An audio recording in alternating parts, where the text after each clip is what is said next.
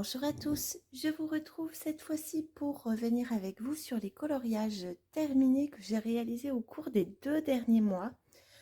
Je pense que la dernière vidéo que je vous ai proposée rassemblait les coloriages des mois de mars et avril. Et effectivement, sur les semaines qui ont suivi, et notamment à la fin du mois de mai, je n'avais pas assez de coloriage pour faire une vidéo sur ce thème. C'est la raison pour laquelle j'ai attendu d'arriver à la fin du mois de juin pour revenir avec vous sur ces coloriages de manière à ce qu'il y en ait suffisamment quand même. Donc en l'occurrence sur les 2 mois, donc il y aura 10 réalisations. C'est vrai qu'il y a eu 2 très longues doubles pages dans ce livre de Johanna Basford, donc ce sont des coloriages qui m'ont pris beaucoup de temps. Et il y avait également 2 formats A3. Et puis voilà, c'est pas toujours facile de trouver le temps de colorier pour moi en ce moment.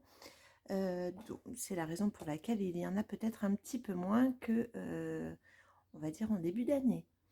Alors, je vais commencer par le Johanna Basford puisque c'est le premier que j'avais fait au cours du mois de mai et il s'agissait d'une double page. Et c'était celle-ci, la double page avec les champignons. Donc j'avais beaucoup aimé réaliser cette illustration. J'avais choisi pour ça de prendre la gamme des Holbein qui fonctionne très très bien sur ce papier. Pour le fond, j'avais utilisé des Distress Ink et puis j'avais ajouté un petit peu d'aquarelle noire pour accentuer le fond. Il devait y avoir peut-être un petit peu de gel pen de ci, de là, mais je n'en vois pas beaucoup. Et j'avais fini par recouvrir également à l'aide d'un spray, comment ça s'appelle, les sparkle, les spectrum noirs sparkle, que j'avais mis dans une bouteille, dans un petit vaporisateur pour la teinte transparente, et j'avais vaporisé donc l'ensemble de ces feuilles. Alors en vidéo ça rend pas forcément, là je sais pas si vous allez pouvoir le percevoir, mais du coup c'est très pailleté. Voilà, peut-être que là vous voyez un petit peu avec la lumière.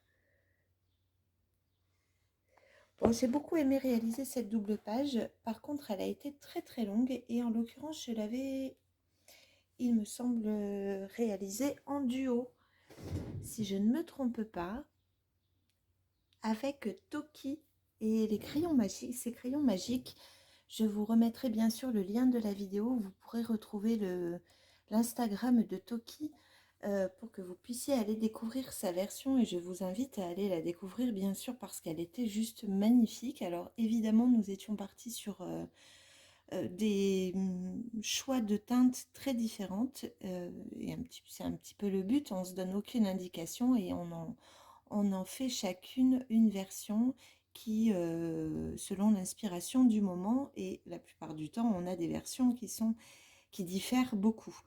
Donc elle était juste magnifique. Bon, moi j'étais plutôt contente en fait dans la réalisation des champignons, et après j'étais un petit peu déçue par le fond qui donnait pas vraiment ce que j'avais imaginé.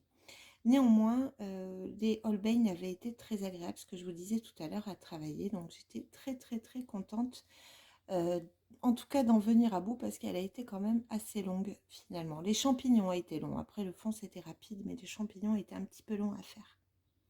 Donc il s'agissait du premier coloriage du mois de mai. Et ensuite, j'avais eu un coup de cœur pour une illustration qui venait à ce moment-là de sortir de Mariola Budek. Et je l'ai réalisée sur un format A3. Donc il me semble que le nom de cette illustration c'est Cherry Lady. Donc je l'ai imprimée comme toujours sur mon papier Light Fast Paper, et cette fois-ci j'ai choisi d'utiliser les polychromos pour la mettre en couleur. Par contre, pour la base des cheveux, j'ai utilisé des marqueurs à alcool, les Copic Ciao que je possède. Enfin, je ne les possède pas tous, mais j'en possède une partie pour avoir davantage de nuances. Et ensuite, je suis venue les retravailler, ces mèches, avec les polychromos également.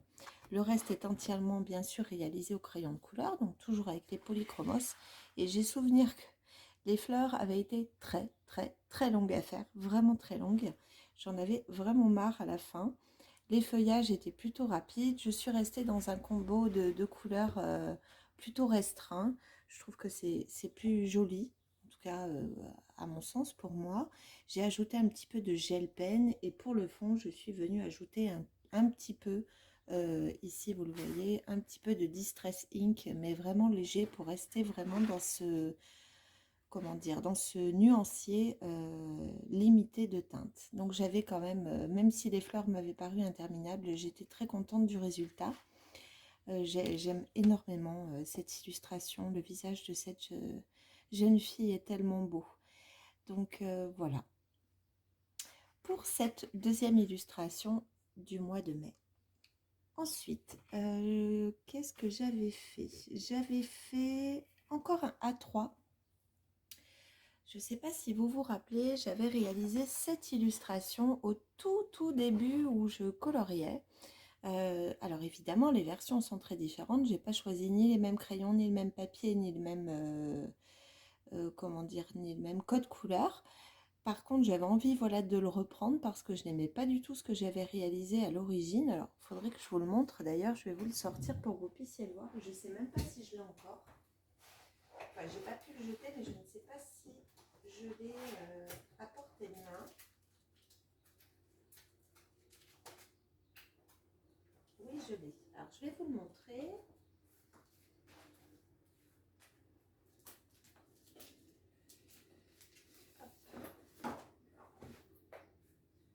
Alors, si vous avez un compte Instagram, vous avez pu voir cette première illustration. Donc, c'était ma toute première version qui ne me plaisait absolument pas, mais en même temps, au départ, quand on débute, on essaye des choses. Je n'étais pas satisfaite parce que je trouvais la peau qui était beaucoup trop claire. Le fond ne rendait pas du tout ce que j'avais imaginé à l'époque. Il s'agissait en l'occurrence d'un papier, il me semble Clairefontaine Bristol, et c'est un papier que je n'utilise plus du tout parce que les pigments adhèrent trop peu, il est beaucoup trop lisse ce papier. Donc ça avait peut-être aussi participé au fait que j'avais plus de difficultés à créer des ombrages, notamment pour la peau. Et je ne sais plus au cours de quelle vidéo, quelqu'un m'avait dit bah, ce serait sympa que tu refasses ce coloriage aujourd'hui pour voir un petit peu, pour qu'il y ait deux versions différentes. Et c'est donc ce que j'avais fait. Donc j'ai choisi de rester dans cette combinaison de couleurs que j'aime énormément. Je vous avais déjà réalisé une illustration avec ces mêmes teintes, d'ailleurs sur une illustration également de Sandra Winter Art. Et j'ai choisi donc de reprendre ce combo ici sur cette illustration là qui s'appelle Elf Priestess. Donc j'étais plutôt contente du résultat. J'aime beaucoup de toute façon les illustrations également de cette personne qui a vraiment un univers bien à elle. Donc j'avais beaucoup aimé le réaliser. Il est donc, comme vous le voyez, en format A3. J'avais ajouté des stickers ici, plutôt or. Qu'y a-t-il d'autre? Il est un petit peu ici sur les paupières de l'hybride métallique. Pas métallique, comment on appelle ça? C'est le gold aussi. Je vais essayer de vous le retrouver. Il est là. C'est le dual métallique. Voilà, le dual métallique gold, qui est un stylo gel que j'aime beaucoup.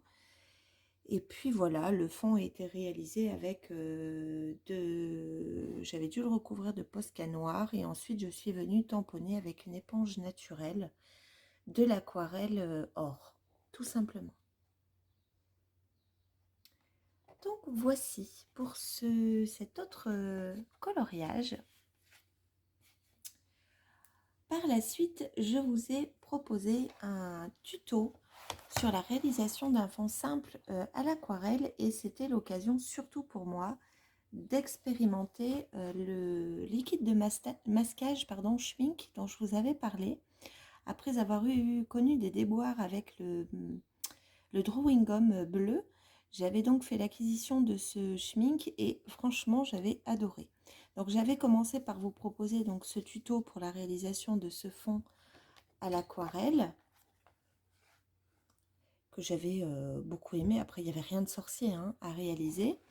Et il était resté un petit peu ce coloriage en attente au cours des semaines qui ont suivi et il fallait bien évidemment que je le termine, je ne voulais pas le laisser comme ça. Donc j'y suis revenue un petit peu plus tard et j'ai choisi donc pour la fin de cette réalisation d'utiliser les Castle Art. Voilà pour l'ensemble. Il y a également un petit peu de Posca et de gel pen. Mais voilà, on est resté sur quelque chose d'assez simple. J'ai eu un petit peu peur au départ quand j'ai créé comment dire, l'illustration, les fleurs.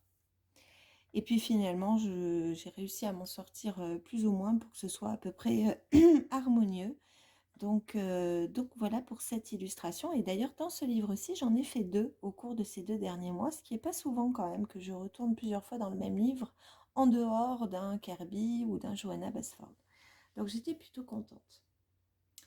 Après avoir réalisé cette illustration d'Emmanuel Collin, alors j'avais oublié, donc je vais faire un petit insert dans la vidéo de vous parler d'un des coloriages que j'avais aussi réalisé dans le coloriage Wild d'Emmanuel Collin. J'avais mais alors complètement oublié. C'est en chargeant la vidéo, je me suis aperçue que je ne vous en avais pas parlé, je ne vous l'avais pas remontré. Donc il s'agit de celle-ci.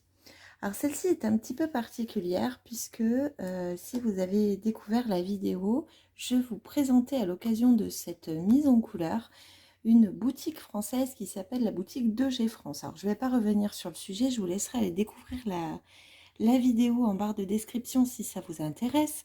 Mais le challenge en fait de cette illustration était de mettre en couleur une illustration avec une boîte de 12 crayons de couleur Prismacolor que la boutique 2G France m'avait fait parvenir à l'occasion de l'anniversaire de leur boutique qui fêtait ses 1 an au mois de juin.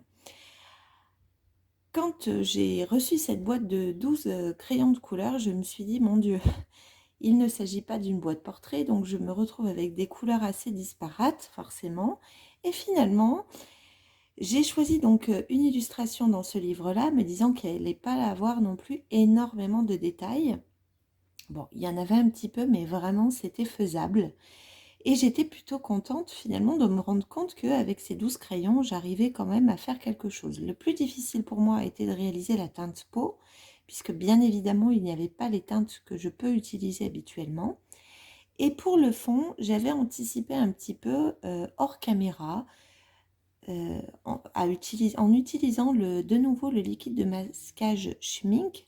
Et cette fois-ci, j'avais utilisé les bruchaux, puisque c'est du matériel que j'ai depuis un certain temps, les bruchaux, mais n'ayant pas de liquide de masquage avec lequel j'arrivais à travailler, je m'étais dit, puisque je les avais déjà expérimentés sur l'autre coloriage de cette même illustratrice, je me suis dit que j'allais les utiliser ici avec ce liquide de masquage et franchement, j'ai adoré. Donc je pense que c'est un matériel que je vais pouvoir utiliser avec plus de régularité parce que vraiment, on arrive à faire des fonds qui sont uniques à chaque fois. J'aime beaucoup, beaucoup ce matériel. Et donc pour l'illustration elle-même, vous l'aurez compris, j'ai utilisé en dehors d'un petit peu de gel pen blanc, uniquement cette boîte de 12 crayons de couleur. Donc j'étais plutôt très contente de m'en être sortie sur un portrait. J'aurais pu choisir une illustration avec des fleurs, etc. Mais je voulais vraiment jouer le jeu du challenge en partant sur l'idée d'un portrait et de voir comment j'allais pouvoir en venir à bout avec ce nuancier limité et qui n'est pas nécessairement adapté, on va dire, à la base pour réaliser des portraits. Donc voilà pour cette petite aparté, j'étais quand même contente, comme je vous dis, du résultat. Je vous rappelle simplement que pour ce qui concerne cette boutique de G France, alors je n'ai pas regardé de nouveau si effectivement les crayons Prismacolor noir et blanc à l'unité étaient revenus en boutique, mais ils m'ont dit que ça reviendrait, que c'était simplement une rupture de stock, donc il faudra surveiller. Et en l'occurrence, je vous rappelle également que vous avez, si vous suivez la vidéo, la possibilité de trouver un code promotionnel qui vous permet de bénéficier de 5% de réduction sur les paniers que vous pouvez valider sur cette boutique à tout moment. Et même si vous achetez différentes choses à différents moments, vous pourrez toujours bénéficier grâce à ce code promotionnel de cette réduction. Donc voilà pour la petite histoire autour de cette illustration. Maintenant, je vais vous laisser avec la suite de la vidéo et la suite des autres mises en couleur que j'ai réalisées au cours de ces 2 derniers mois. Qu'est-ce que j'ai fait? Je suis retournée dans le Johanna Basford et alors là, franchement, quand je l'ai commencé, je me suis dit, mais dans quoi j'ai été m'engager? Il a été extrêmement long à réaliser celui-ci. Et c'est celui-là, parce qu'il y avait tellement de détails. Donc, quand avec le recul, je regarde les champignons, je me dis que ça devait pas être si long que ça, parce que vraiment, celui-ci a été un des plus longs que j'ai jamais réalisé. Peut-être en dehors d'un autre coloriage, je crois que j'avais réalisé en été, sur le thème Disney, un des seuls que j'avais fait. Et puis, j'avais commencé par réaliser donc cette page-ci et je voulais proposer en 2 parties parce que je crois que j'ai dû mettre plus d'1 semaine pour le faire le premier et la même chose pour faire l'autre page. On dit que c'est une double page, mais en réalité, quand je l'ai mise en couleur, je me suis rendu compte qu'en fait, la jonction entre les deux n'était pas tout à fait cohérente. Donc j'ai dû reprendre en fait certaines lignes pour qu'il y ait une suite, enfin qu'il y ait une cohérence sur la jonction de ces 2 pages. Parce qu'en réalité, il manque par exemple ici la petite montagne s'arrête à la double page, à l'intersection finalement. Et ici, c'est tout à fait autre chose. Donc ça n'avait pas beaucoup de sens. En tout cas, ça rendait la double page beaucoup moins harmonieuse. Donc j'ai redessiné en fait ce côté-ci pour faire redescendre cette montagne. Ici, de la même manière, ça s'arrêtait, je ne sais plus comment, très brutalement. Donc je suis pareil venue redescendre. Voilà, j'ai dû ajuster des petites choses, donc ça a pris un petit peu de temps et ça m'a, voilà, c'était un petit peu inconfortable, on va dire. Mais voilà, j'étais très très très contente du résultat. Pour le réaliser, j'ai utilisé les Pablo, puisque vous savez que les Pablo sur ce livre-là, je les adore vraiment énormément. J'ai utilisé pas mal de gel pen, donc toujours le même, hein, le Sakura. Alors j'en utilise 2 selon la grosseur que je veux. J'utilise le 10 ou alors le 8. Alors, je sais qu'il y a des commentaires en attente encore sur YouTube. J'essaie de me mettre à jour assez régulièrement, mais c'est difficile. Et il me semble avoir vu passer une question au sujet de ces gel pens blancs qui me disait, il me semble, euh, comment je faisais pour que le rendu soit vraiment blanc en fait en l'utilisant, parce que la personne qui m'écrivait ce message me disait, moi, ça fait pas un blanc, ça fait un blanc un peu transparent, c'est pas un blanc si intense que ça. Bah, écoutez, je sais pas. Je n'ai pas la réponse. En tout cas, je pense que parfois, quand on voit qu'il fatigue un peu et que l'encre sort mal, il faut simplement le réamorcer parce que c'est vrai que je me rends compte qu'en le passant régulièrement sur du crayon de couleur, puisque moi, c'est la dernière couche sur laquelle je l'utilise, parfois l'encre a du mal à circuler sur la petite bille au bout de la mine et effectivement, on a du mal à avoir quelque chose d'intensément blanc. Donc il suffit que je le réamorce, des fois je le fais sur ma main ou alors sur un petit bout de papier et en fait ça revient tout de suite, donc j'ai pas de difficulté particulière. J'en ai peut-être un petit peu plus ces temps-ci avec le 10 parce que je l'utilise beaucoup et qu'il commence à bien diminuer, mais sinon j'ai pas de difficulté particulière. Pour moi c'est vraiment les blancs les plus intenses que j'ai. J'en ai beaucoup d'autres, hein, mais alors vraiment ceux-là c'est mes grands favoris et ce sont ceux que j'utilise tout le temps. Donc voici pour cette longue double page. Il était également difficile de trouver de l'harmonie dans les teintes puisqu'il y avait tellement de détails. Je ne voulais pas non plus trop m'éparpiller, bien que j'y ai été un petit peu contrainte. J'ai ajouté sur l'horloge ici, je ne sais pas si vous allez le voir, un petit peu de glossy accent. Vous voyez, il y a un reflet en fait qui se crée. Et puis autour du château, pour les lignes blanches là que j'ai essayé de créer, je crois que j'ai utilisé le Lumocolor blanc ou alors le Soft White Hot Banks qui revient à peu près au même. Donc c'est un des deux que j'avais utilisé pour ça. J'ai également utilisé un petit peu de Stickles dans les étoiles là qui sont à l'intérieur.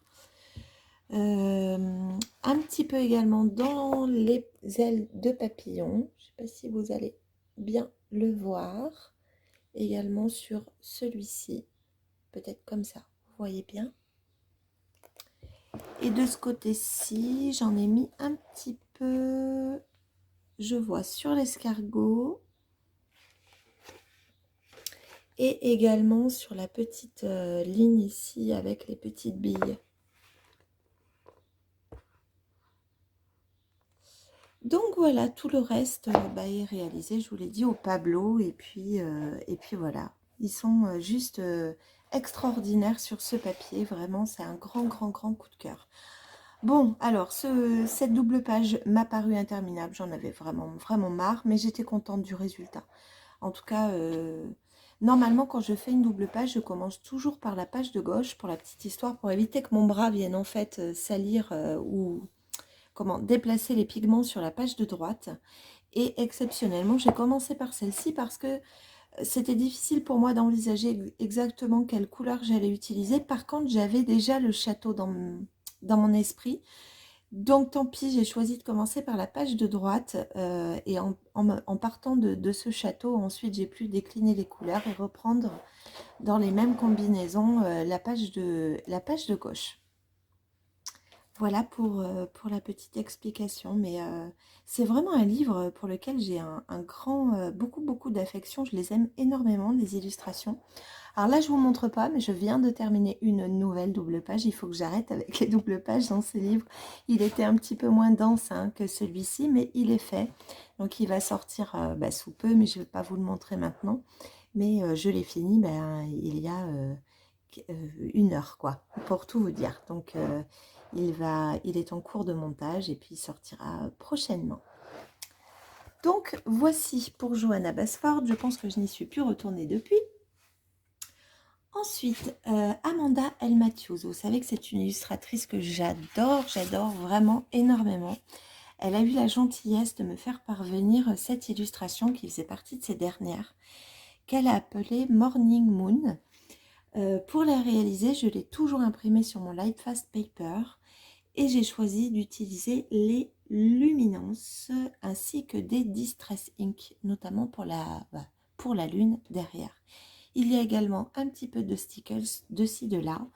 Et puis, je suis partie sur cette combinaison de couleurs, peut-être en créant également quelque chose d'un peu forêt en arrière-plan autour de cette lune.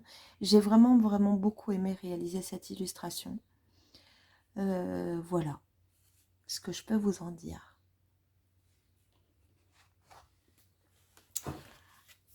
Ensuite, on arrive bientôt au bout. J'ai été gâtée ce mois-ci, une illustratrice que je ne connaissais pas du tout et qui n'a pas pour le moment énormément d'illustrations à colorier, mais elle en a quand même quelques-unes. Et elle a eu la gentillesse, mais incroyable, de m'envoyer toutes les illustrations qu'elle avait à colorier, en me laissant le choix de colorier celles qui me plaisaient, mais elles me plaisent toutes, donc je pense qu'elles vont toutes être mises en couleur, c'est certain, parce que vraiment, je trouve que ces illustrations me rappellent dans la finesse des traits vraiment ceux de Mariola Budek. Elle a un talent incroyable. Alors elle s'appelle Nino Kurtsikid.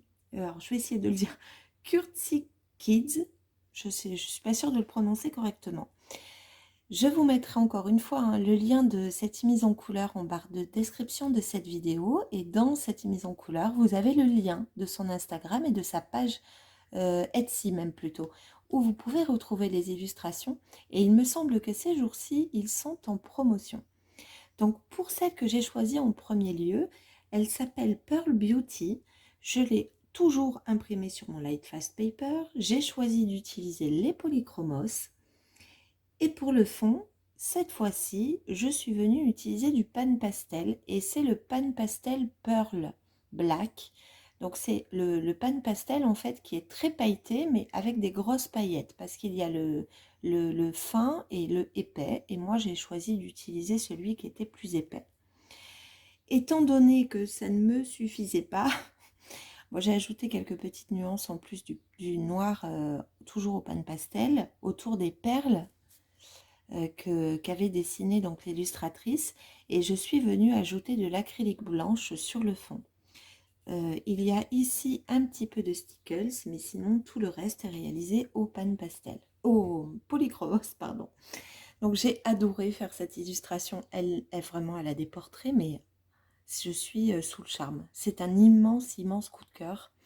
J'espère vraiment que, voilà, si vous imprimez des coloriages, que vous aimez, vous avez des pages favorites, en tout cas sur les boutiques Etsy, et que vous achetez de temps en temps des illustrations, allez visiter sa boutique et je suis sûre que si vous aimez les portraits, vous ne pourrez pas passer à côté de cette illustratrice qui est juste, qui nous fait des illustrations juste magnifiques. Je me répète, mais vraiment, vraiment, c'est un immense coup de cœur et c'est ma plus belle découverte au cours des derniers mois. Donc voilà, j'ai beaucoup aimé réaliser cette illustration. Il vous a également beaucoup plu sur les réseaux, donc j'étais super contente. Vraiment ravie, ravie qu'elle vous plaise autant. Bon, il n'y avait rien de particulier à vous dire d'autre. Il y a un petit peu de gel pen aussi, je crois. Allez, on arrive au bout, il n'y a plus qu'une illustration et demie, je vais dire. L'autre illustration que je vous ai proposée est une illustration de Digital Morning qui, elle aussi, m'a envoyé cette illustration pour que je puisse vous en faire une mise en couleur.